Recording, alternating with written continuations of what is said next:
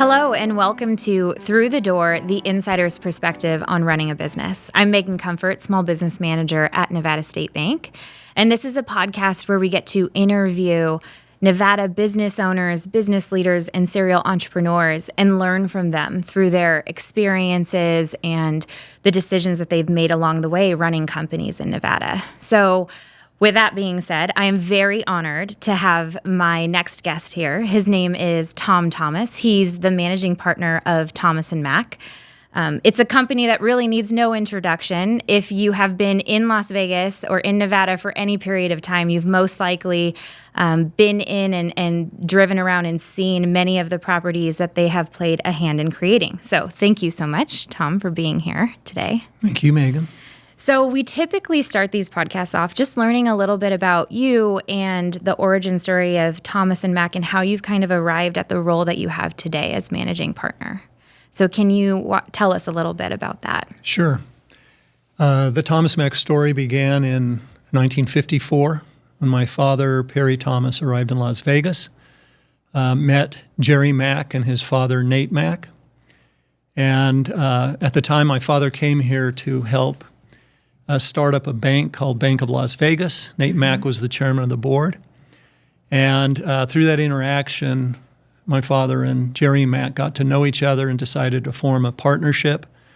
And that partnership was the creation of the Thomas & Mack Company, which I originally created as an official company in 1991 at the time that we got out of the banking business. That's what we really did as a family for 3.5, 4 decades in Las Vegas. So that is actually a very interesting story because we kind of talked a little bit about that. Right. But I would like for you to share because, you know, Las Vegas gaming, you know, the mecca of really kind of now entertainment, but really this was like a gaming, casino, hospitality town.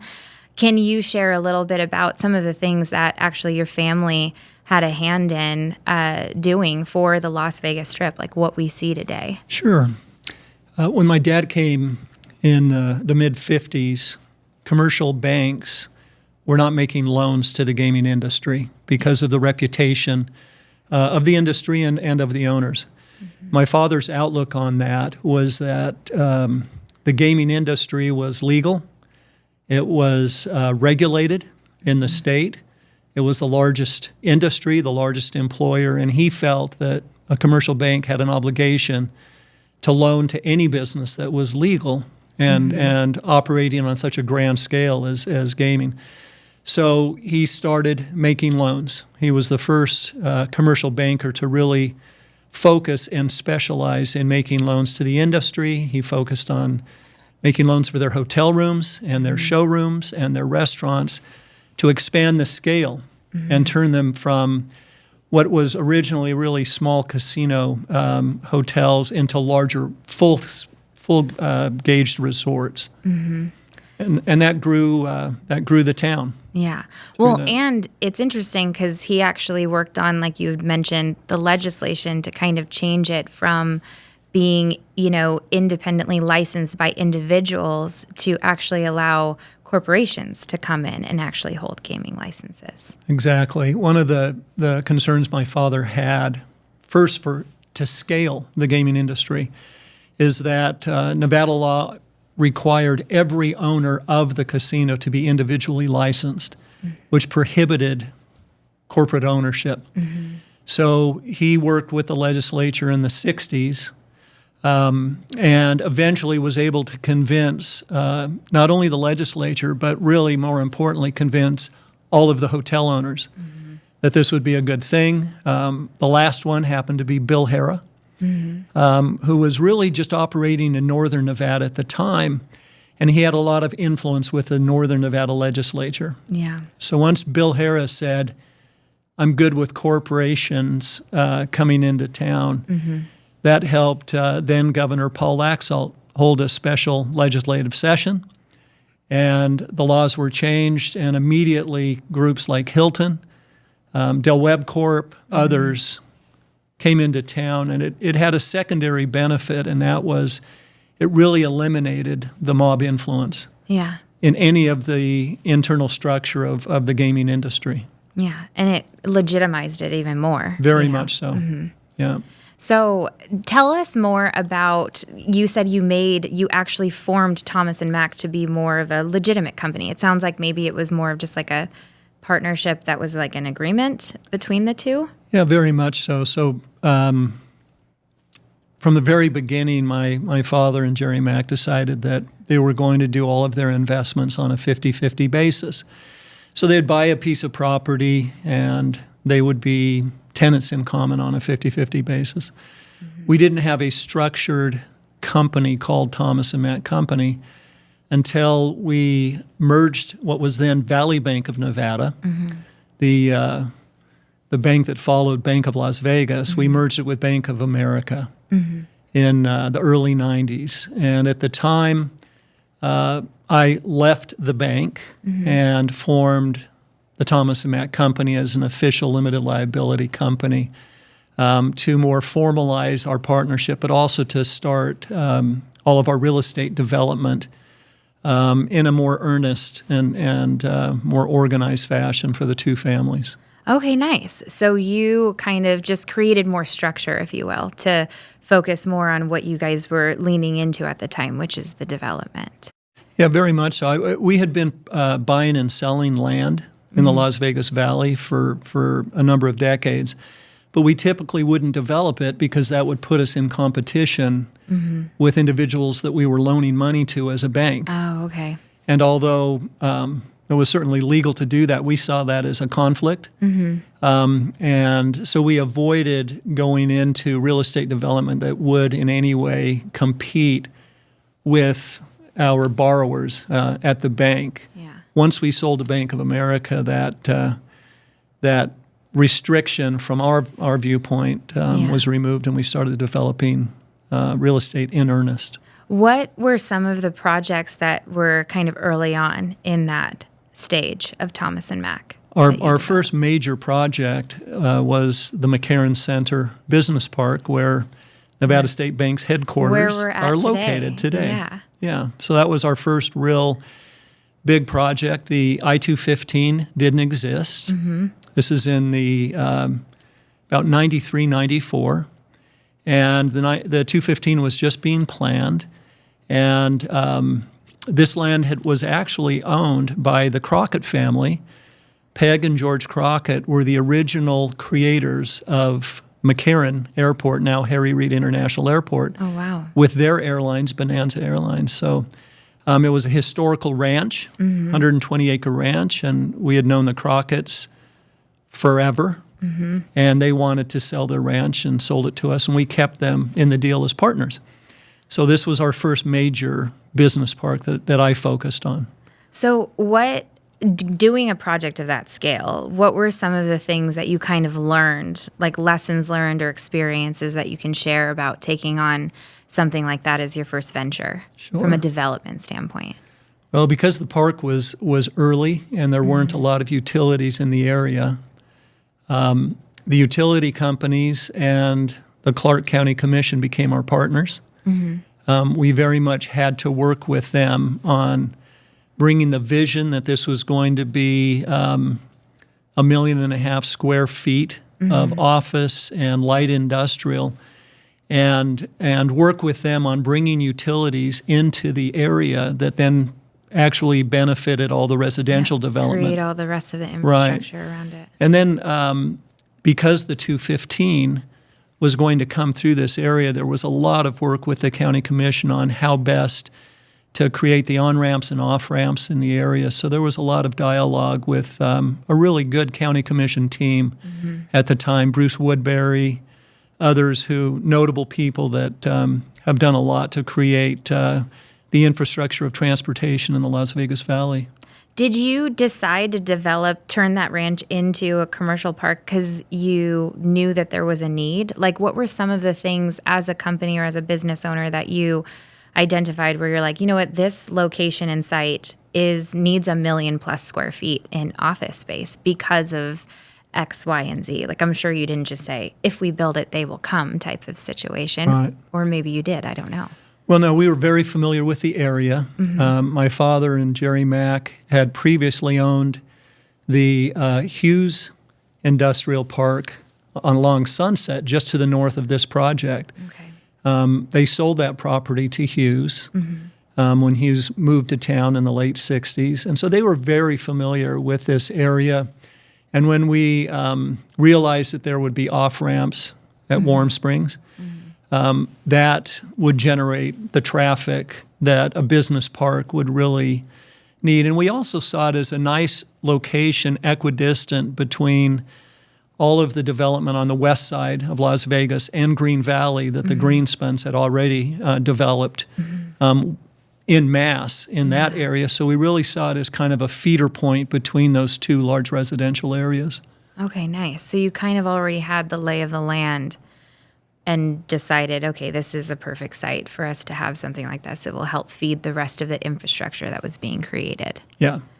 And anytime you can develop close to an airport, but you're not underneath the flyover of an airport, those are always very successful developments. You want being close to an airport is great as long as you're not restricted too much by the environs of the runways. Yeah. So let's talk a little bit about the legacy factor of Thomas and Mack. That's one thing that I always find interesting in any business is that generally businesses start to get more complicated or the wheels start to fall off a little bit as generations start to kind of come in and take over, or someone comes in and just kind of changes the course of it entirely, and it kind of loses that family legacy from that standpoint. What are some of the, core values or kind of focuses that Thomas and Mack has to keep this company continuing to move forward into the future? Well, it's a great point because typically development companies aren't considered multi-generational.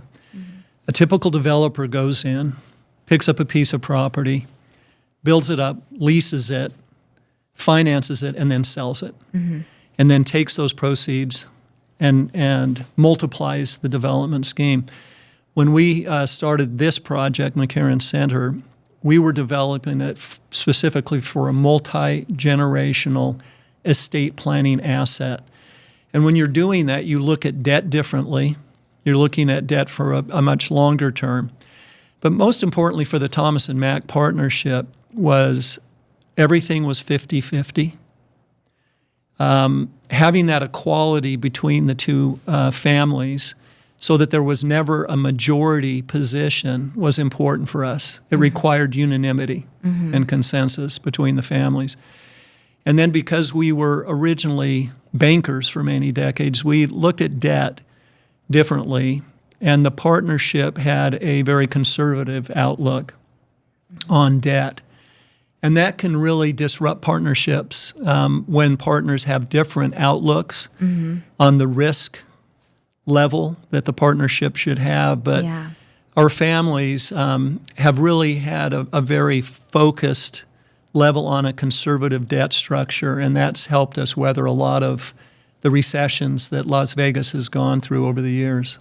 Well, yeah, that was one thing that we had talked about earlier a few weeks ago was the Great Recession, how much that really devastated kind of Las Vegas and so much of the property that was here. And many of the other developers that are very well known in town were not able to, survive. And so, it's funny because as a banker, we're always trying to determine what is the healthy level of leverage, right, for any company.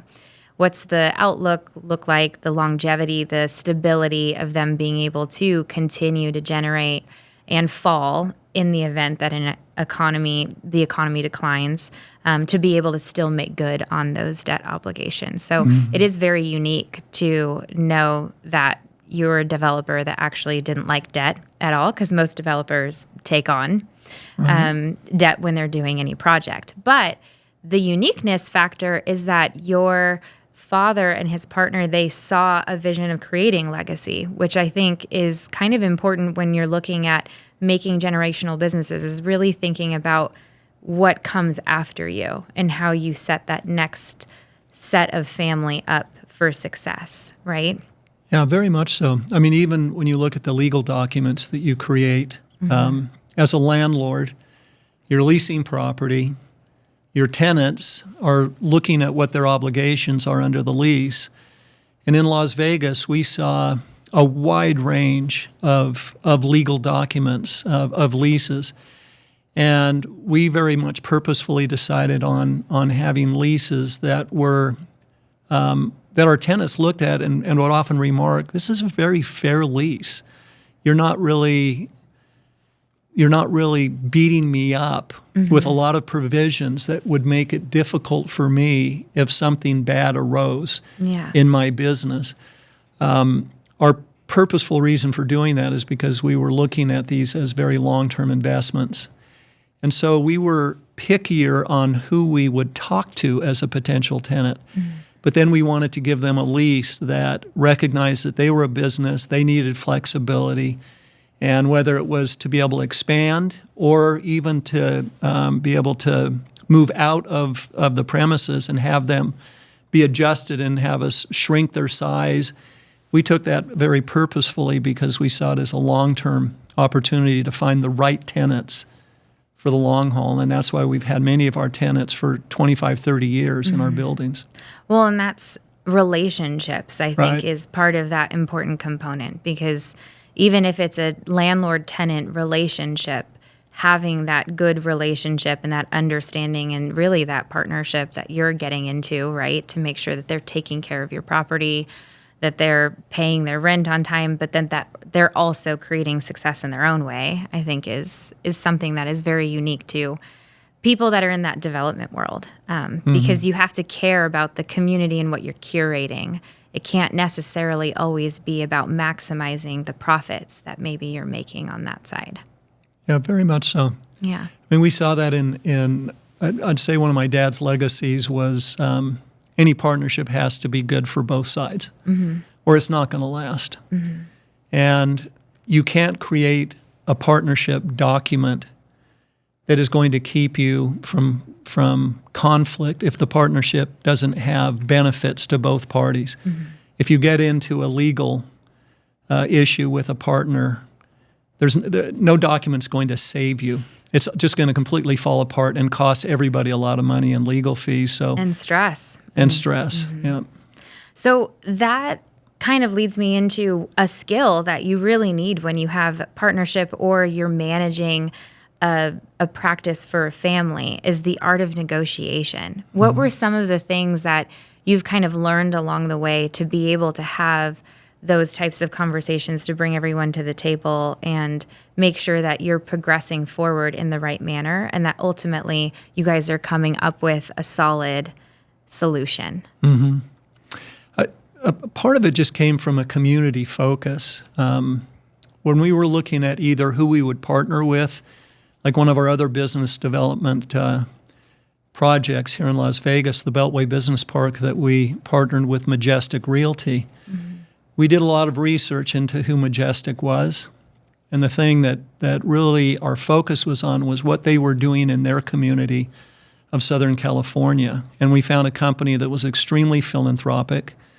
The CEO, Ed Roski, very involved with universities like USC. And all of that fit well with our focus of community development, being involved with UNLV. So when we would look at potential partnerships, we wanted to find partners that weren't just into the profit side of the business. They actually had a community focus because that told us a lot more about them than anything we could have done from a financial inspection of their balance sheet or what they had built. It really spoke to who they were as people and what their long-term focus was. Yeah, finding like-minded individuals sounds like is very important. Is that something that as a business you kind of sat down with the other members and said, okay, we're going to be putting down some core values or something like that to kind of create a little bit of structure to it? Or was it just more of a natural, everyone was on the same page and this is naturally what we're looking for in other businesses that we work with? No, I mean, that's an interesting point because I mentioned that from the get-go and still to this day we're now approaching 70 years in a partnership, all of our investments would be 50-50 as a family. Most of our large philanthropy was always 50-50 as well. So whether it was at UNLV or at Opportunity Village or the Smith Center or other places, the Thomas and Mack families would put in an equal amount of money. So that really taught our generations, whether it was the second and third generation, that it's not just about a business partnership, it's also about a community partnership. And I think that's held our families together in a very united fashion, because we also had to decide, where do we want to put this philanthropy? And we had to think about it from an equal footing of two very different families. Yeah. So, were there ever disagreements or things that maybe you guys couldn't agree upon? Like, how did you navigate through those difficult conversations? Well, I mean, some philanthropy has political sides to it. Yeah. And generally, the Thomas family has been on the conservative side of the aisle, and our Mack partners are on the liberal side of the aisle. But actually, it really didn't. That stuff just never came up, because we never allowed politics to get into our love for each other. Yeah. And our respect for each other's partners. If anything, we would talk very openly and often come to the same conclusion, that this is the best person. It has nothing to do with a party affiliation or their politics. We need to support this individual, whether it is a governor or whatnot, because they were best for the state. Yeah. So I think two because sides can work together, people. Two sides can work together. Well, exactly. Wow. Yeah. And I think part of that just comes from a cultural respect that we had. Our partners have been very engaged with the Jewish community for years. And parts of my family have been very engaged with the Church of Jesus Christ of Latter-day Saints. And those two faiths have a really deep focus on family and on self-reliance and self-respect. Those kind of are the core values of these two cultures. And they just blended perfectly together. That's one thing that I like to look at sometimes, like as a company, like Nevada State Bank, we have our core values. And I always try to fundamentally go back to that with any interaction or even people that I'm interviewing or looking at to join the company.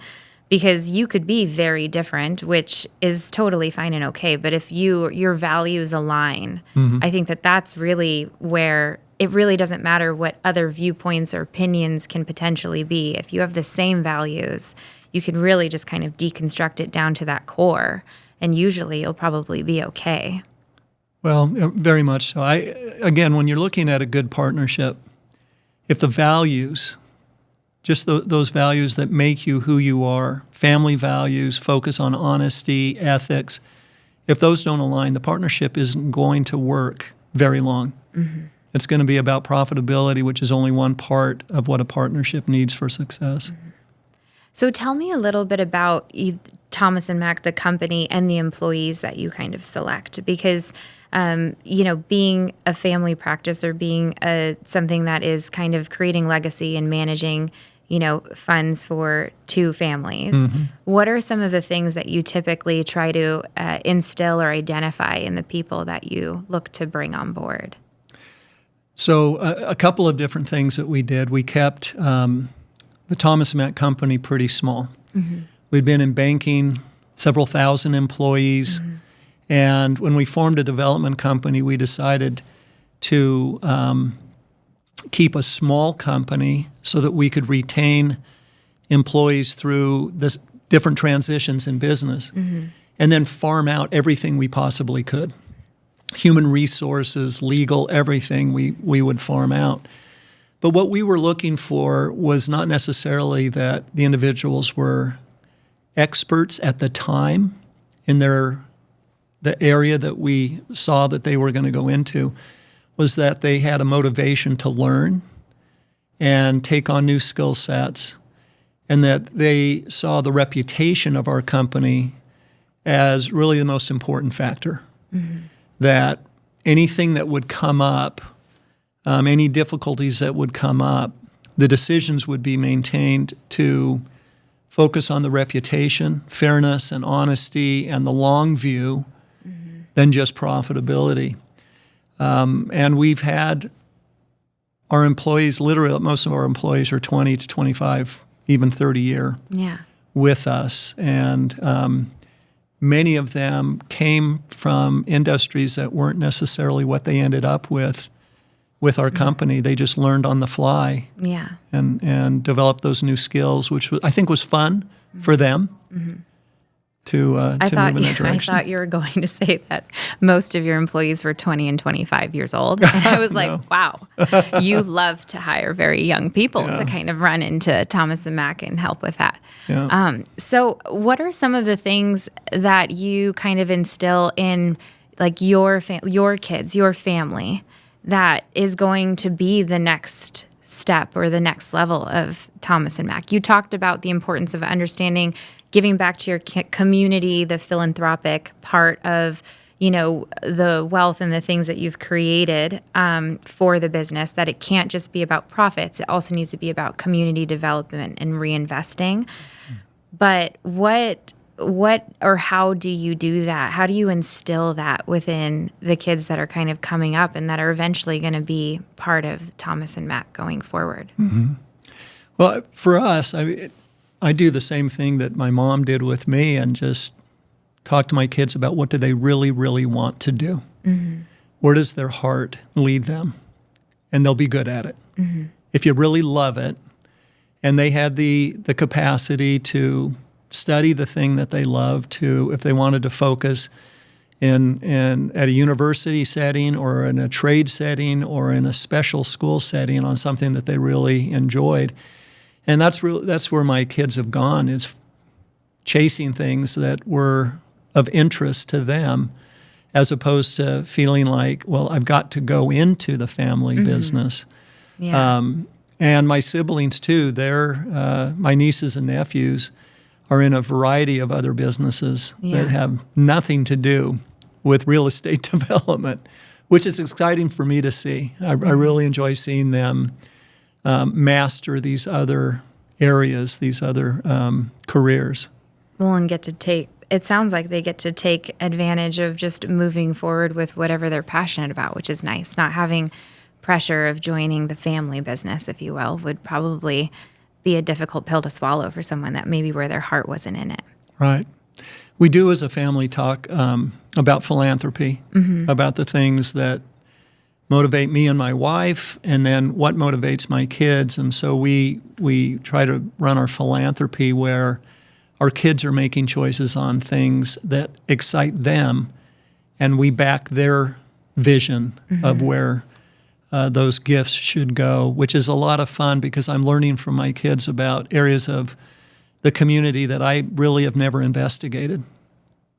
Yeah. Well, I mean, Vegas is a big city now. It's really surprising, actually, just in the 21 plus years that I've been here to see where it's come. I can't imagine what it's going to look like 20 years from now. I mean, you, born and raised, I'm assuming being in Vegas since the 50s, have really seen this place explode and kind of evolve. What do you think is like the next step for Las Vegas? We talk about diversification, right? Trying to diversify business and industry and not be so reliant on necessarily the hospitality entertainment space. And we've been successful in kind of reinventing the Strip to not just be about gaming, but to be about entertainment and sports and other things like that.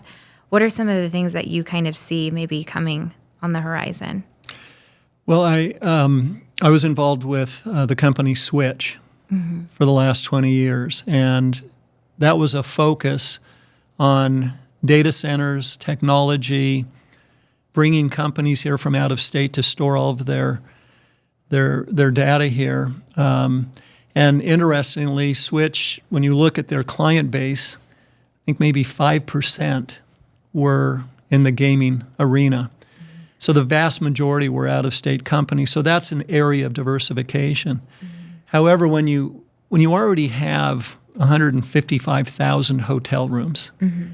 That's still the core upon which you're going to build. Mm-hmm. And I just applaud the reinvention of Las Vegas that occurs about every 10 years. And now the focus on sports has been so successful with the Golden Knights. And I think largely because when the Golden Knights started, it wasn't just about building a franchise here in Las Vegas and bringing clients to come. It was about the community. Mm-hmm. And they knocked it out of the park and won the hearts and minds of the locale. But they also created a team that I think nationally is seen as having a community focus, and I think that's just expanded our opportunity to attract individuals that might have come here once or twice, to enjoy what Vegas has to offer. But now they're coming here multiple times because they're sports fans first, and everything else is just an add-on. So I really love, over the years, just being here, watching this continuous reinvention of what Las Vegas is and what it has to offer. Yeah, I think VGK, the Golden Knights, when they came, I'm not a big hockey fan. I love going to the games. I love the energy. I don't know what's going on the ice most of the time and can barely follow the puck, but it's really fun to be a part of.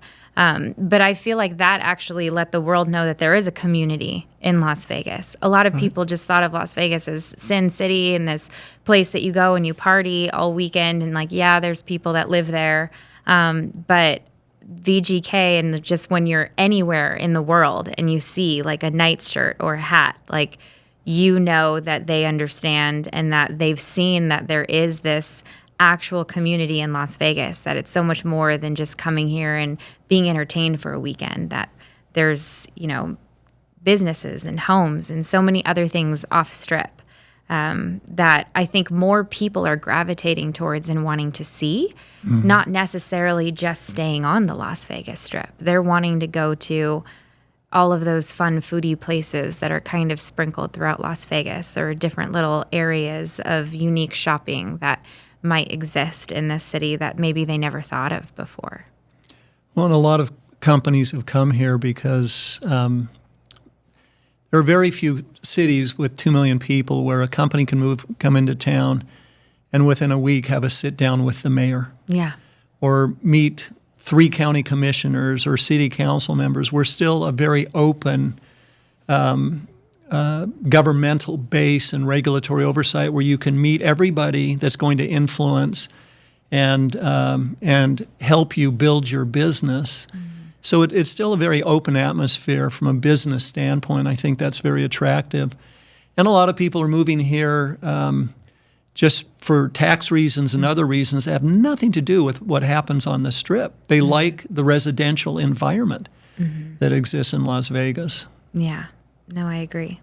So last question for you, but one of the most iconic names that I've seen on a building, and that's been in Vegas forever, is Thomas and Mack, the building that is next to UNLV. Can you tell us a little bit about how Thomas and Mack kind of played a hand in the creation of our university and what we see today? Sure.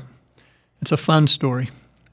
In the mid-'60s, my dad and Jerry Mack were looking for a place to put a bank operations center, a computer center. And they thought, let's put it really close to Nevada Southern University, this small little university that had started in 1957. As they were looking at the maps, they realized that UNLV owned about 40 acres of land. Mm-hmm. And that's not enough for a university. So my dad and Jerry had a lot of contacts with the hotel owners, with other real estate developers like Erwin Molaski. And they reached out to those individuals and told them that they were going to assemble all the land that they could around what was then Nevada Southern University. And many of these individuals, like Erwin Molaski, were very generous and literally just turned over property that they had in the area, but they assembled 360 acres of land, formed a land foundation, had their bank buy all of the bonds to support this land foundation, And when the feds had a little issue with their bank buying all these bonds that the state didn't necessarily have to pay off, my dad and Jerry Mack personally guaranteed the bonds. Then, fortunately, land prices started shooting up in Vegas. They were able to sell off a small portion of the land at the corner of Flamingo and Paradise. And out of the $2 million it cost them to buy all of that real estate at an average price of about $7,500 an acre, they were able to pay off 3/4 of that bond indenture. Hence, Nevada Southern University, which then was renamed UNLV, ended up with 400 acres of campus in which to expand upon. And then in the early 80s, the Rebels could no longer play in the Las Vegas Convention Center. They were too popular of a team, and the convention center had other things they wanted to do. So my dad and Jerry helped pay for the initial processes to build the Thomas and Mack Center, and hence the naming of that. But it all started with some foresight to assemble the land that UNLV now sits on. Yeah. Well, and that's, I think, one of the main lessons that I'm taking away from this conversation is having the foresight and the vision and really thinking beyond what do you want to leave and what does that look like, and paving that way and kind of understanding to bring in maybe even experts, if you don't know yourself, how to create that so that it lives on well beyond you. Same with the values conversation, making sure that you are having those values discussions with anyone that you're working with or that you're identifying and trying to figure out if they share the same values that you do. But, very much so. Yes. Well, thank you. It's been fun to be with you, Megan. Thank you so much, Tom, for being a part of Through the Door, the insider's perspective on running a business. Please subscribe if you haven't already, and make sure that you watch this episode. It has been such a pleasure and an honor to have such an iconic person here today with us talking about our amazing city and everything that is going on in it. So thank you. Thank you, Megan. All right.